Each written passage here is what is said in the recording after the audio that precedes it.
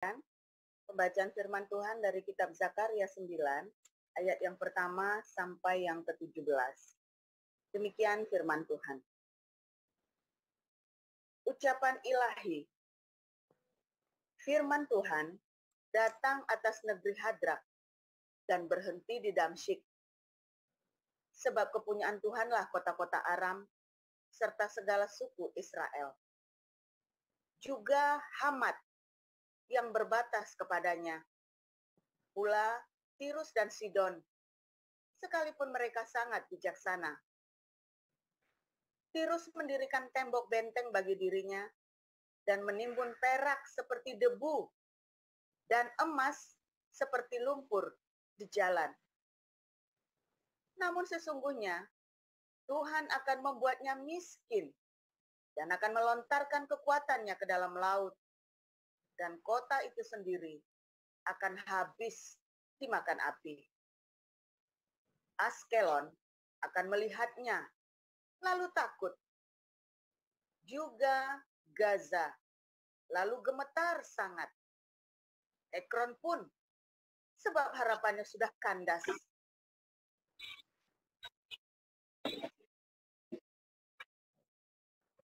Dari Gaza, raja akan binasa, dan Askelon tidak akan didiami lagi. Di Asdod akan diam keturunan campuran, dan kebanggaan orang Filistin akan kulenyapkan. Aku akan melenyapkan darah dari mulutnya, dan kejijikan dari antara giginya, dan yang tinggal dari mereka pun akan menjadi kepunyaan Allah kita. Mereka akan dianggap seperti suatu kaum di Yehuda, dan orang Ekron seperti orang Yebus. Aku berkemah dekat rumahku sebagai pengawal terhadap mereka yang lalu lalang. Tidak akan ada lagi penindas mendatanginya. Sebab sekarang aku sendiri telah mengindahkannya. Bersorak-soraklah dengan nyaring, hai putri Sion. Bersorak-sorailah, hai putri Yerusalem. Lihat, rajamu datang kepadamu. Ia adil dan jaya. Ia lemah lembut dan mengendarai seekor keledai beban yang mudah. Ia akan melenyapkan kereta-kereta dari Efraim dan kuda-kuda dari Yerusalem. Busur perang akan dilenyapkan, dan ia akan memberitakan damai kepada bangsa-bangsa. Wilayah kekuasaannya akan terbentang dari laut sampai ke laut, dan dari sungai Efrat sampai ke ujung bumi. Mengenai engkau, oleh karena darah perjanjianku dengan engkau, aku akan melepaskan orang-orang tahananmu dari lubang yang tidak berair. Kembalilah ke kota bentengmu, hai orang tahanan yang penuh harapan. Pada hari ini juga aku memberitahukan, aku akan memberi ganti kepadamu 2 kali lipat. Sebab aku melentur Yehuda bagiku. Busurku isi dengan Efraim.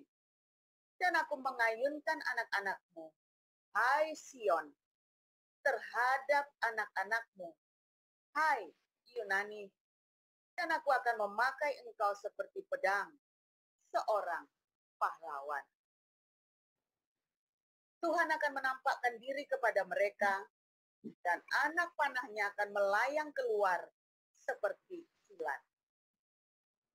Dan Tuhan Allah akan meniup sangkakala dan akan berjalan maju dalam angin badai dari selatan. Tuhan semesta alam akan melindungi mereka, dan mereka akan menghabisi dan menginjak-injak pengumban-pengumban.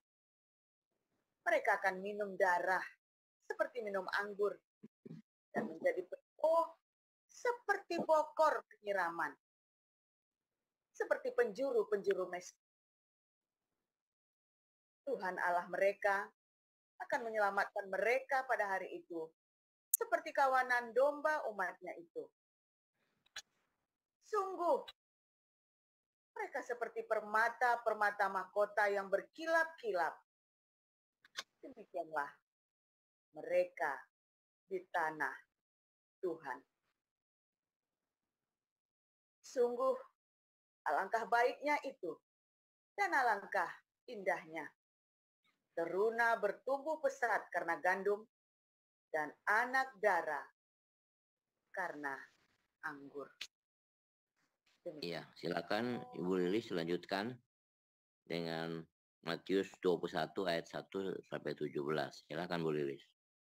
Oh baik, Matius 1 ayat 1 Matius 21 pasal 21 ayat 1 sampai 17. Oh ya baik. Matius 21 ayat 1 sampai 17.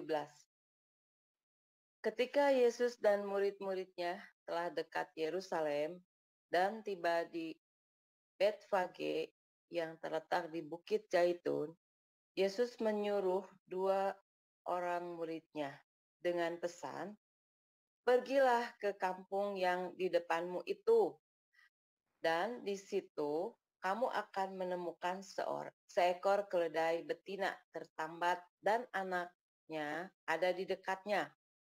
Lepaskanlah keledai itu dan bawalah keduanya kepadaku. Dan jikalau ada orang menegur kamu, katakanlah, Tuhan memerlukannya. Ia akan segera mengembalikannya." Hal itu terjadi supaya genaplah firman yang disampaikan oleh Nabi. Katakanlah kepada Putri Sion, "Lihat, rajamu datang kepadamu. Ia lemah lembut dan mengendarai seekor keledai beban yang muda." Maka pergilah murid-murid itu dan berbuat seperti yang ditugaskan Yesus kepada mereka. Mereka membawa keledai betina itu bersama anaknya, lalu mengalasinya dengan pakaian mereka, dan Yesus pun naik ke atasnya. Orang banyak yang sangat besar jumlahnya menghamparkan pakaiannya di jalan. Ada pula yang memotong ranting-ranting dari pohon-pohon yang menyebarkannya di jalan. Dan orang banyak yang berjalan di depan Yesus dan mengikutinya dari belakang berseru, katanya, "Hosana bagi anak Daud, diberkatilah dia yang datang dalam nama Tuhan. Hosana di tempat yang maha tinggi." Dan ketika ia masuk Yerusalem, gemparlah seluruh kota itu. Dan orang berkata, "Siapakah orang ini?" Dan orang banyak itu menyahut, "Ia Nabi Yesus dari Nazaret di Galilea." Yesus menyucikan bait Allah. Lalu Yesus masuk ke bait Allah dan mengusir semua orang yang berjual beli di halaman bait Allah. Ia membalikan meja-meja penukar uang dan bangku-bangku pedagang merpati, dan berkata kepada mereka, "Ada tertulis, rumahku akan disebut rumah doa, tapi kamu menjadikannya sarang penyamun." Maka datanglah orang-orang buta dan orang-orang timpang kepadanya. Dalam bait Allah itu, mereka disembuhkannya. Tetapi ketika imam-imam kepala dan ahli-ahli Taurat melihat mujizat-mujizat yang dibuatnya itu, dan anak-anak berseru dalam bait Allah, "Hosana bagi anak Daud," hati mereka sangat jengkel. Lalu mereka berkata kepadanya, "Engkau dengar apa yang dikatakan anak-anak ini?" Kata Yesus kepada mereka, "Aku dengar. Belum pernahkah kamu baca, dari mulut bayi-bayi dan anak-anak yang menyusu, engkau telah menyediakan puji-pujian, lalu ia meninggalkan mereka dan pergi keluar kota ke Betania dan bermalam di situ. Ya, Yesus mengutus. silakan lanjutkan Ibu Salma.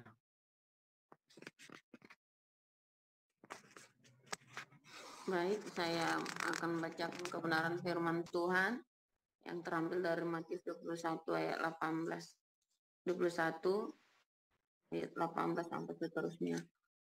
Pada pagi-pagi hari dalam perjalanannya kembali ke kota, Yesus merasa lapar. Dekat jalan ia melihat pohon ara lalu pergi ke situ. Tetapi ia tidak mendapat apa-apa pada pohon itu selain daun-daun saja.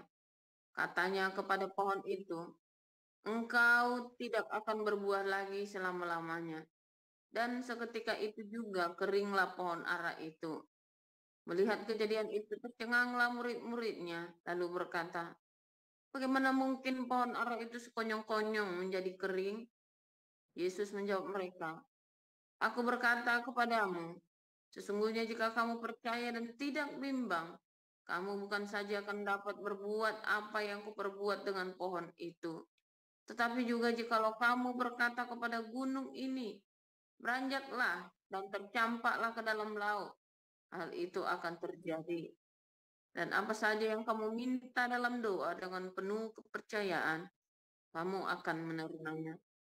Lalu Yesus masuk ke bait Allah, dan ketika ia mengajar di situ, datanglah imam-imam kepala serta tua-tua bangsa Yahudi kepadanya dan bertanya, "Dengan kuasa manakah engkau melakukan hal-hal itu? Dan siapakah yang memberikan kuasa itu kepadamu?" Jawab Yesus kepada mereka, "Aku juga akan mengajukan satu pertanyaan kepadamu, dan jikalau kamu memberi jawabnya kepadaku, aku akan mengatakan juga kepadamu dengan kuasa manakah aku melakukan hal-hal itu. Dari manakah baptisan Yohanes? Dari sorga atau dari manusia?" Mereka memperbincangkannya di antara mereka dan berkata, "Jika kita katakan dari sorga, ia akan berkata kepada kita, 'Kalau begitu, mengapakah kamu tidak percaya kepadanya?' Tetapi jikalau kita katakan dari manusia, kita takut kepada orang banyak, sebab semua orang menganggap Yohanes ini nabi." Lalu mereka menjawab Yesus, "Kami tidak tahu." Dan Yesus pun berkata kepada mereka, "Jika demikian, aku juga tidak mengatakan kepadamu dengan kuasa manakah aku melakukan hal-hal itu. Tetapi apakah pendapatmu tentang ini? Seorang mempunyai 2 anak laki-laki, ia pergi kepada anak yang sulung dan berkata, 'Anakku, pergi dan bekerjalah hari ini dalam kebun anggur.' Jawab anak itu, 'Baik, Bapa,' tetapi ia tidak pergi. Lalu orang itu pergi kepada anak yang kedua dan berkata demikian juga. Dan anak itu menjawab, 'Aku tidak mau.' Tetapi kemudian ia menyesal lalu pergi juga. Siapakah di antara kedua orang itu yang melakukan kehendak ayahnya?" Jawab mereka, "Yang terakhir." Kata Yesus kepada mereka, "Aku berkata kepadamu, sesungguhnya pemungut-pemungut cukai dan perempuan-perempuan sundal akan mendahului kamu masuk ke dalam kerajaan Allah. Sebab Yohanes datang untuk menunjukkan jalan kebenaran kepadamu, dan kamu tidak percaya kepadanya. Tetapi pemungut-pemungut cukai dan perempuan-perempuan sundal percaya kepadanya. Dan meskipun kamu melihatnya, tetapi kemudian kamu tidak menyesal, dan kamu tidak juga percaya kepadanya. Dengarkanlah suatu perumpamaan yang lain. Adalah seorang tuan tanah membuka kebun anggur dan menanam pagar sekelilingnya. Ia menggali lubang tempat memeras anggur dan mendirikan menara jaga di dalam kebun itu. Kemudian ia menyewakan kebun itu kepada penggarap-penggarap lalu berangkat ke negeri lain. Ketika hampir tiba musim petik, ia menyuruh hamba-hambanya kepada penggarap-penggarap itu untuk menerima hasil yang menjadi bagiannya. Tetapi penggarap-penggarap itu menangkap hamba-hambanya itu. Mereka memukul yang seorang, membunuh yang lain, dan melempari yang lain pula dengan batu. Kemudian tuan itu menyuruh pula hamba-hamba yang lain, lebih banyak daripada hamba yang semula. Tetapi mereka pun diperlakukan sama seperti kawan-kawan mereka. Akhirnya ia menyuruh anaknya kepada mereka, katanya, "Anakku akan mereka segani." Tetapi ketika pengharap-pengharap itu melihat anak itu, mereka berkata seorang kepada yang lain, "Ia adalah ahli waris, mari kita bunuh dia, supaya warisannya menjadi milik kita." Mereka menangkapnya dan melemparkannya keluar kebun anggur itu, lalu membunuhnya. Maka apabila tuan kebun anggur itu datang, apakah yang akan dilakukannya dengan penggarap-penggarap itu? Kata mereka kepadanya, ia akan membinasakan orang-orang jahat itu dan kebun anggurnya akan disewakannya kepada penggarap-penggarap lain yang akan menyerahkan hasilnya kepadanya pada waktunya. Kata Yesus kepada mereka, belum pernahkah kamu baca dalam kitab suci, batu yang dibuang oleh tukang-tukang bangunan telah menjadi batu penjuru. Hal itu terjadi dari pihak Tuhan, suatu perbuatan ajaib di mata kita. Sebab itu aku berkata kepadamu, bahwa kerajaan Allah akan diambil daripadamu dan akan diberikan kepada suatu bangsa yang akan menghasilkan buah kerajaan itu. Dan barang siapa jatuh ke atas batu itu, ia akan hancur, dan barang siapa ditimpa batu itu, ia akan remuk. Ketika imam-imam kepala dan orang-orang Farisi mendengar perumpamaan-perumpamaan Yesus, mereka mengerti bahwa merekalah yang dimaksudkannya, dan mereka berusaha untuk menangkap dia, tetapi mereka takut kepada orang banyak, karena orang banyak itu menganggap dia nabi. Demikianlah firman Tuhan. Ya, Amin. terima kasih untuk para lektor, Ibu Neriana, Ibu Liris, dan Bu Sarma. Kita akan mendengarkan firman Tuhan hari ini dengan judul Kisah Keledai dan Israel. Silakan Pastor Paul.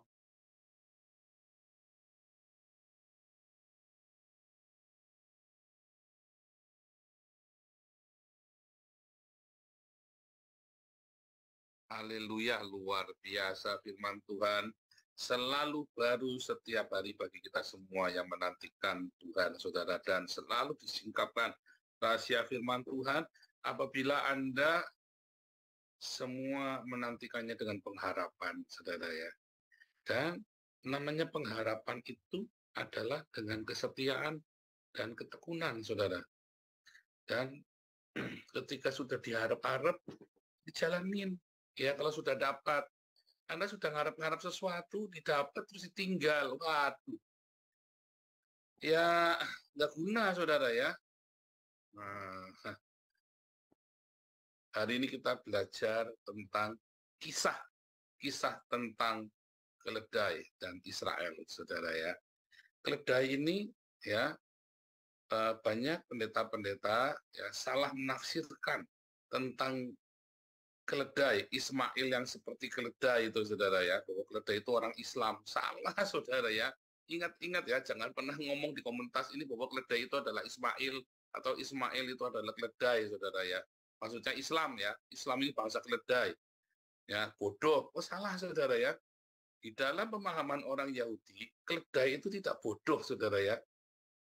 Saya nggak tahu sejak kapan orang menganggap keledai itu bodoh. Ya, keledai itu kamor, ya, bahasa Ibrani-nya, atau khomer. Kamor atau khomer ini, kamor itu akar katanya dari kata khomer. Artinya adalah material, ya saudara ya. Material atau materialistik, saudara ya. Orang-orang yang memiliki sesuatu. Namun di dalam Kabbalah, khomer ini, ya, diartikan sebagai orang yang nampak luarnya buruk, tetapi dalamnya ada banyak sekali kebaikan, saudara. Ya, ingat, Islam bukan keturunan Ismail. Jadi jangan samakan Islam dengan keledai. Ya, Islam itu adalah bangsa bercampur yang selalu berkelahi sendiri, kata Daniel 2 ayat 43. Ya, sudah bolak-balik diajarkan, ya jangan bandel, ya saudara ya. Jadi Islam itu bukan keturunan Ismail ya, dan tidak ada hubungannya. Dan dasar bangsa keledai, salah saudara ya, salah saudara ya, karena keledai itu tidak dungu, saudara, tidak bodoh. Ya, keledai itu tampak luarnya tidak baik, tetapi dalamnya dia punya segudang kebaikan. Dalam pemahaman itu begitu ya. Dan ingat, kamor ya atau komar itu artinya material, saudara ya. Nah, ini kita belajar. Ya, definisinya dengerin dulu. Nah, saudara, ada 3 kisah yang terhubung dengan kamor atau keledai ini. Pertama adalah Abraham, saudara ya. Ketika Abraham mau pergi, dia mau mengorbankan Ishak anaknya, maka dia membawa keledai, ya. Ya, saudara ya, dia menaruh bebannya kepada keledai. Keledai itu dibawa ke Gunung Muriah, saudara ya. Kedua, ketika Musa mau kembali ke Mesir, ya, maka dia, istrinya, anaknya dinaikkan ke keledai, saudara. Dan ketiga, ketika Yesus masuk ke Yerusalem, ya, dengan naik keledai beban muda. Makanya Zakaria 9 ayat 9 itu menubuatkan Mesias, Mosia atau Musa masuk ke Yerusalem dengan kamor, saudara ya. Jadi ada 3 ya, Abraham yang mengorbankan Ishak anaknya sebagai simbol bahwa Bapa mengorbankan anaknya yang tunggal, ya, Artias itu apa, saudara? Paskah, ya, yang tidak Paskah yang belum dirayakan, ya, saat itu oleh orang Yahudi, oleh orang Israel. Kedua, Musa pergi ke Mesir, lalu dia membawa orang-orang Israel keluar dari Mesir, yaitu saat Paskah, ya, Paskah, ada domba, anak domba yang disembelih, dan anak sulung di Mesir yang mati, saudara ya. Ketiga, Yesus ketika masuk ke Yerusalem, ya, itu juga Paskah, menjelang Paskah, ya, yaitu Yesus menunggang keledai. Keledai tadi artinya keledai itu atau kamor, artinya sesuatu yang luarnya kelihatannya jelek, tapi dalamnya baik, ya. Dan itu lagi cerita tentang material atau materialistik, saudara ya. Nah, saudara, di dalam pengorbanan, di dalam korban atau di dalam ketika kita mengorbankan sesuatu sebagai ibadah, ingat ibadah itu diakonia, marturia, ya, itulah ibadah kita, menjaga kekudusan, itulah ibadah kita, saudara. Nah, banyak sekali orang menghakimi orang-orang yang kurang baik, saudara ya, orang-orang yang dilihat nggak berjanji ini, lalu kita menganggap remeh dia, saudara ya. Seringkali kita ya meremehkan orang-orang. Kalau saya tidak berani meremehkan orang karena saya dulu underdog, saudara. Banyak orang underestimate dengan saya. Jadi sudah biasa, ya. Tetapi yang namanya keledai ini adalah orang-orang yang dari luar kelihatannya jelek, saudara. Saya bekas penjahat. Mungkin dari Anda juga banyak yang orang tidak baik, ya. Tetapi kalau Anda melihat bahwa Tuhan tidak memandang rupa di luarnya, saudara. Ya, ada yang Tuhan lebih hargai di dalam hati manusia, saudara. Hari ini mungkin Anda orang yang tidak baik, Anda orang yang penuh dengan kekurangan, Anda penuh dengan segala macam yang tidak baik dalam hidupmu komplit. Ya. Tetapi Tuhan melihat hatimu yang paling dalam, keinginanmu yang luar biasa, untuk kamu keluar dari semua yang tidak baik itu, saudara. Dan kamu persembahkan itu kepada Tuhan. Menjadi sebagai keledai tunggangan bagi Mesias. Ya, tadi Abraham dengan Ishak, simbol Mesias, simbol kehadiran Mesias, pengorbanan Mesias. Musa pergi ke Mesir untuk menebus orang Israel keluar dari Mesir, dan Yesus pergi ke Yerusalem untuk disalib. Ya, 3 cerita yang sama dengan keledai. Ya, oh itu ada di dalam Talmud ya, dalam Kabat ya. Jadi kalau Anda lihat Kabat, Kamor, Dongki gitu ya. Nanti Anda kan dapat cerita itu. Yang tadi saya cerita itu Anda kan dapat semua itu ya. Ada semua itu ya. Nah, jadi ketika ya keledai ini, keledai muda yang keledai beban yang muda ini artinya masih polos, saudara ya, masih polos dengan keluguan hati, dengan ketulusan hatinya. Dia melayani Mesias, saudara ya. Dia berikan hidupnya, kemudaannya, kekuatannya pada Mesias ini, saudara. Ya, dia berikan kekuatannya, kemudahan itu kepada Mesias. Lalu Mesias ini ya naik keledai, ya artinya keledai ini membawa Mesias, membawa hukum Tuhan ya untuk disalib, mengantar sebuah pesan keselamatan. Keledai ini adalah orang-orang yang membawa kabar keselamatan bagi seluruh bumi, saudara. Ya, jadi keledai ya ada 3 tadi keledai, keledainya Abraham, keledainya Musa, dan keledai yang ditunggangi oleh Yesus adalah orang-orang yang dengan sukarela memberitakan keselamatan itu, menanggung beban keselamatan itu, saudara ya. Makanya keledai itu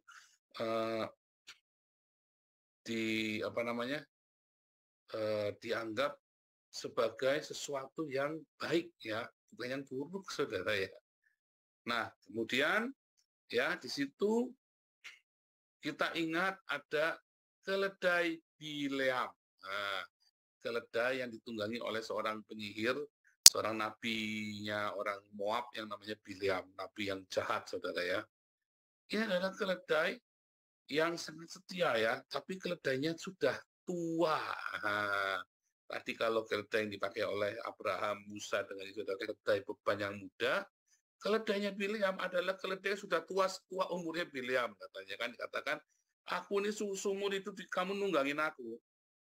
Seumur hidupmu itu kamu nunggangin aku. Pergi sama kamu kemana-mana, kamu nunggangi aku. Nah, ini keledai tua, saudara ya, sudah banyak racunnya, saudara. Nah, tadi ada keledai beban yang muda yang belum pernah dipakai, dan ada keledai yang sudah tua yang sudah ditunggangi sama si penyihir tua, saudara ya. Yang satu adalah orang-orang utusan-utusan atau orang-orang yang menghantarkan keselamatan dengan ketulusan hati. Yang satu keledai tua yang menghantarkan kutuk, saudara, menghantarkan kecelakaan bagi orang Israel, saudara ya. Nah, Anda lebih suka yang mana? Tentu kan maunya idealnya jadi keledai beban yang muda yang membawa Yesus sang Mesias kan, daripada keledai tua ya yang membawa si Bileam ini kan. Semuanya maunya juga begitu, saudara. Tetapi masalahnya, apakah benar kamu itu adalah keledai beban yang muda, yang masih tulus, yang masih bersemangat melayani Tuhan? Apa itu melayani Tuhan? Diakonia, marturia, itu dalam kekudusan. Ya, kemarin sudah belajar. Apakah kamu adalah orang-orang yang melayani Tuhan di dalam ketulusan? Ya, Pak, saya sudah umur 70 tahun kok jadi keledai beban muda. Ini bukan masalah umurmu, ini kan metafora. Kita bisa menjadi keledai beban yang muda, saudara. Yaitu orang-orang yang taat, orang-orang yang tulus dan terus bersemangat melayani Tuhan. Ketika hidup dalam kekudusan, walaupun kerjaan lagi susah, walaupun tantangan lagi banyak, tetapi kita dengan setia melayani Tuhan di dalam diakonia kita setia dengan Tuhan dalam kekudusan kita, saudara ya. Dan kita terus mau bersaksi melayani Tuhan, saudara. Dengan ketulusan hati. Balik lagi ya, kata kuncinya, karena dia adalah keledai beban yang muda yang tidak punya agenda politik, saudara. Beda dengan keledai beban yang sudah tua, saudara. Sudah banyak polanya, saudara ya. Dan banyak sekali intrik politik itu, saudara ya. Dengan keledai beban yang sudah tua, saudara ya. Dan males ini, salah ini, nyalain orang, nyalain sana, nyalain sini, ada encok, ada apa. Saya cerita-cerita yang encok jasmani ya, tetapi ya alasan. Intinya kamu tuh punya banyak alasan untuk tidak melayani, ya, tidak melayani Tuhan. Kamu punya banyak alasan untuk tidak hidup kudus, kamu punya banyak alasan untuk diakonia, alasannya ini, itu. Intinya pokoknya kamu tidak mau, intinya adalah kamu mogok. Intinya mogok, saudara ya. Beda dengan keledai beban yang muda. Jalan, yo kemana? Ayo. Ya, ayo melayani, iyo hidup kudus, ayo. Ya, marturia diakonia, ayo. Dalam segala keadaan, nggak pandang hujan, nggak pandang angin, nggak pandang jalan, nggak pandang bahaya, jalan terus. Makanya kelihatannya stubborn. Apa? Di dalam bahaya pun keledai nggak akan lari, saudara ya.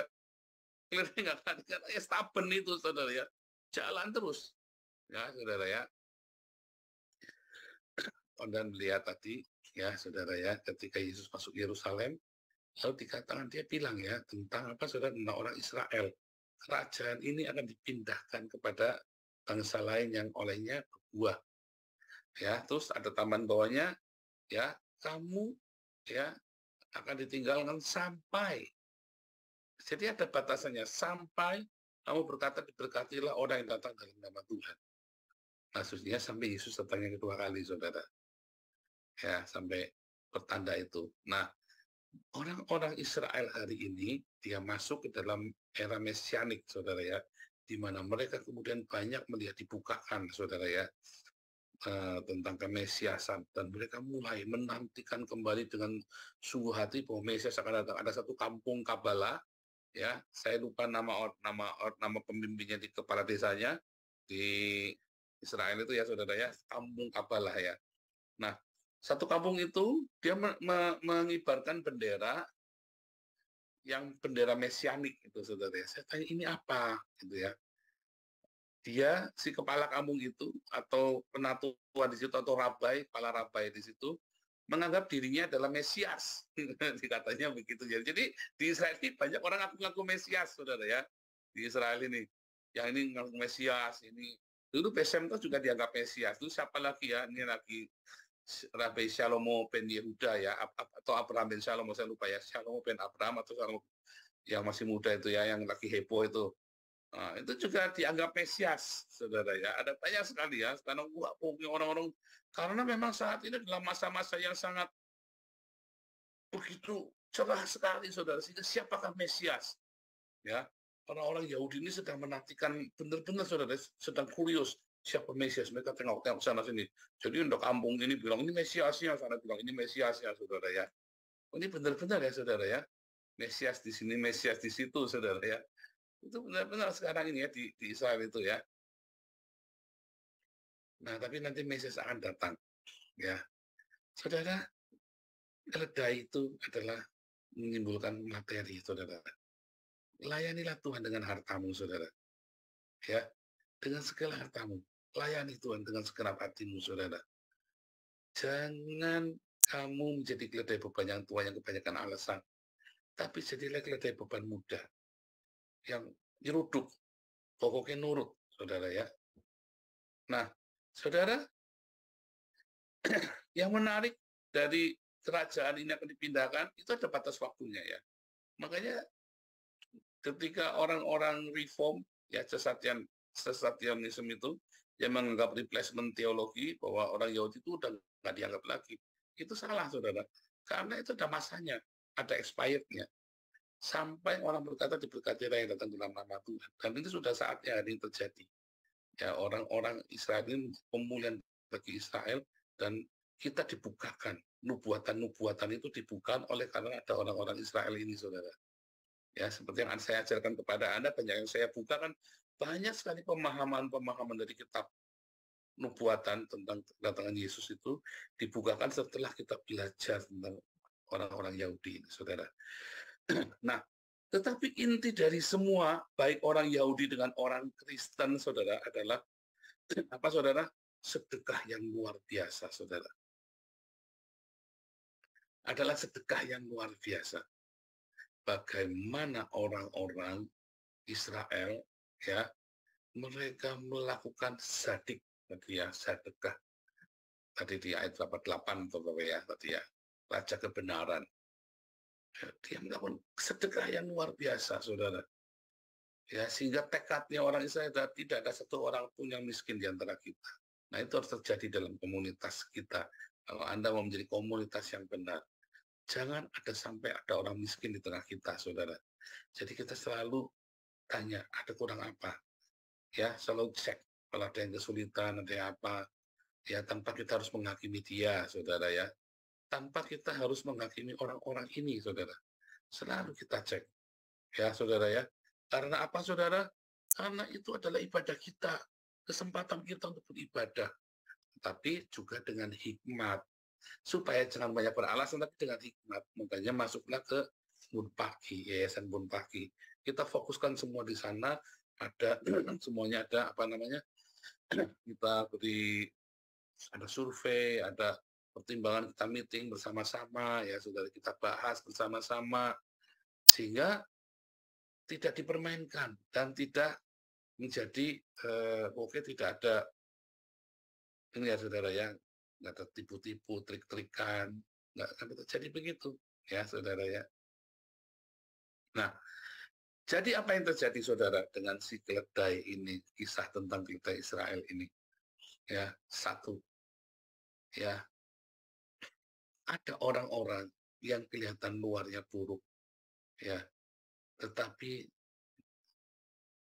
hatinya baik, saudara ya. Jangan memandang lupa, ya. Kedua, layanilah Tuhan dengan hartamu, saudara. Ya, tadi yang ketiga, ada satu yang lupa tadi ya. Ada anak yang tadinya lu bilang iya, tapi terus nggeng mau panggil, nggak dijalanin, saudara. Tapi ada anak yang nggak mau, tadinya bandel, tapi terus ternyata dia melakukan. Itulah keledai itu, saudara.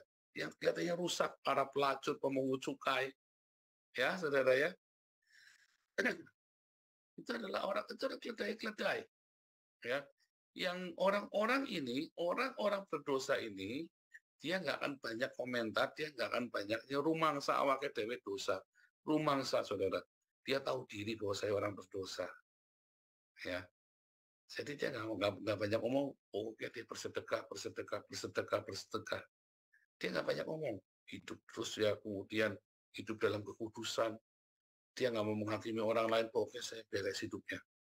Dia nggak mau menghakimi orang lain. Makanya tadi pelacur-pelacur ya masuk ke surga, para pemungut cukai masuk ke surga lebih dulu daripada orang-orang yang sudah tinggi ilmu agamanya. Kenapa, saudara? Karena mereka mendengarkan Yohanes dan bertobat. Ya, mendengar Yohanes. Apa itu mendengarkan Yohanes? Mereka mendengarkan firman Tuhan yang diberitakan oleh Yohanes, kabar keselamatan. Mereka mendengarkan kabar keselamatan dan bertobat, percaya kepada Yesus. Ya, sehingga orang-orang ahli Farisi di zaman Yesus itu ya didului, saudara. Karena orang-orang ini polos. Makanya ya ada teolog-teolog yang aneh-aneh ya, God of Ishak, God of Abraham, Ismail, Ishak. Aduh, ya teolog-teolog yang luar biasa ya. Saya bilang ya, Anda tidak perlu jadi doktor untuk Anda mengasihi Tuhan. Anda hanya perlu dengar firman, lakukan, saudara. Sederhana sekali. Anda tidak perlu jadi dokter untuk melakukan firman Tuhan. Kalau dokter seperti saya ini buat okol-okolan, saudara ya. Jadi dokter kayak saya ini buat eyel-eyelan sama orang. Ya, dokter yang bilang saya juga dokter. Oh, ini sekolahnya di sana, saya sekolahnya di Haifa, begitu kan? Hanya buat okol-okolan saja, saudara ya.